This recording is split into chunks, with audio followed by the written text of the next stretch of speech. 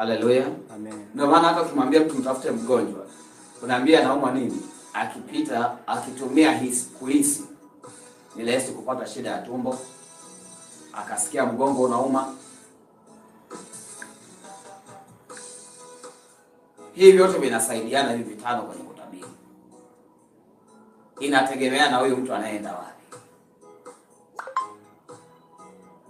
Unaweza ukaongea na huyu mtu ukajua kabisa sawa, especially hajaona amekihisi hicho kitu, ila anasema nimeona, kwa sababu amefundishwa huduma ya nabii. Haleluya. Amen. Kwa nini anakwambia nimeona? Kwa sababu amefundishwa. Mimi nilianza kujifunza nikawa napenda kitu kimoja, kuhisi, kutumia ngozi. Kwa hiyo nikajikuta hata kama mkiambiwa kuangalia hivi umeona nini, lakini niambiwa kwamba unasikia nini, yaani hapo unahisi nini kwenye ngozi, yaani ni kirahisi sana. Unaanza kupata mtu anaumwa tu upande gani. Hivi yote milango mitano ya ambao umepewa, ambao unatumika kwenye kutabiri, usipoifanyia kazi unaweza ukajikuta unakaa kwenye kitu kimoja tu.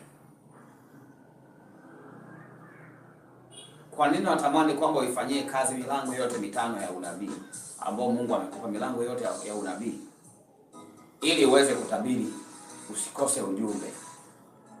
Amina. Usikose nini? Ujumbe. Sasa ukisema umekosa ujumbe kwa milango yote mitano, sio rahisi.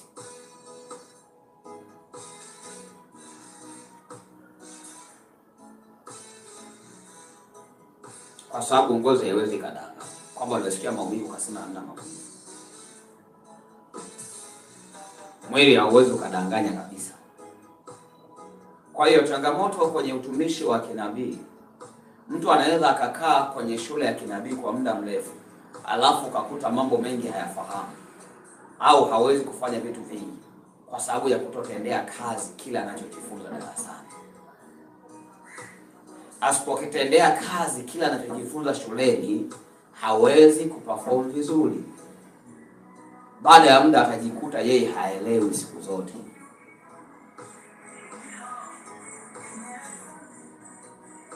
Unaona hata darasani wala wanaendaga shule kusoma, wakishapata nosi wanafunika madaftari, hawafanyii kazi kile walichokibeba, huwa wanakuja kutengeneza zero baadaye.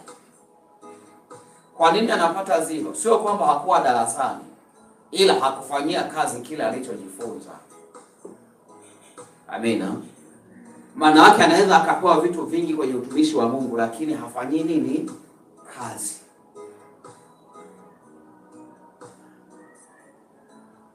Wewe jifunze ambako uko darasani kwenye shule hii ya kinabii. Unaposikiliza audio yoyote au video yoyote, labda inahusu ngozi ya rohoni, inahusu pua za rohoni, tenga hata wiki moja ya kufanyia kazi pua za rohoni tu, mpaka uhakikishe umepata matokeo hapa. Kama umejifunza macho ya rohoni, how to activate it, and activate macho ya rohoni, anza kuyafanyia mazoezi ya macho ya rohoni yafunguke. Kama umejifunza vitu vingi, ana vitu vingi amebeba kwenye daftari lake, ni kazi. Yeye anakubali tu kureceive na kupokea, na kwa utakuta darasani. Kwa mfano, tukafundishwa kwa habari ya kutafasiri